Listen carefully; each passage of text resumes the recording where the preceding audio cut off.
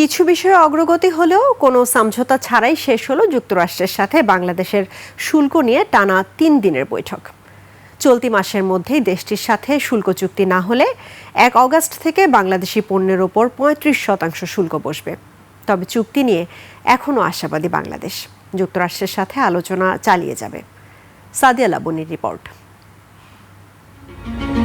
তৃতীয় ও শেষ দিনের বৈঠকেও যুক্তরাষ্ট্রের সঙ্গে কোনো চুক্তিতে পৌঁছাতে পারেনি বাংলাদেশ।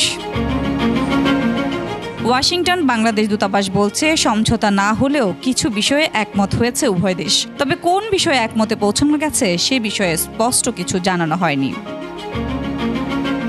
এদিকে চলতি মাসের মধ্যে শুল্ক চুক্তি না হলে আগামী ১ আগস্ট থেকে যুক্তরাষ্ট্রের বাজারে বাংলাদেশি পণ্যে বাড়তি ৩৫% শুল্ক বসাবে দেশটি।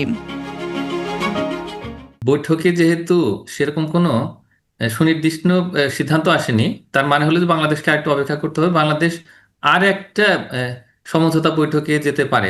সংশ্লিষ্টরা বলছেন, এই শুল্ক কার্যকর হলে চাপে পড়বে দেশের রপ্তানি খাত।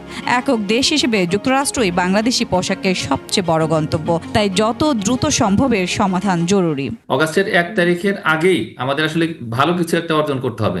সেটা করতে পারলে সবচেয়ে ভালো। পরে গেলে কি হবে, আমরা হয়তো বিপদে পড়ে যেতে পারি। চলতি মাসের মধ্যেই শুল্ক চুক্তি নিয়ে একটি ইতিবাচক অবস্থানে পৌঁছানো যাবে বলে আশা করছেন বাণিজ্য উপদেষ্টা শেখ বশিরউদ্দিন ও জাতীয় নিরাপত্তা উপদেষ্টা খলিলুর রহমান। খুব দ্রুতই পরবর্তী দফার আলোচনার সময় তারিখ নির্ধারিত হবে বলেও জানানো হয়েছে।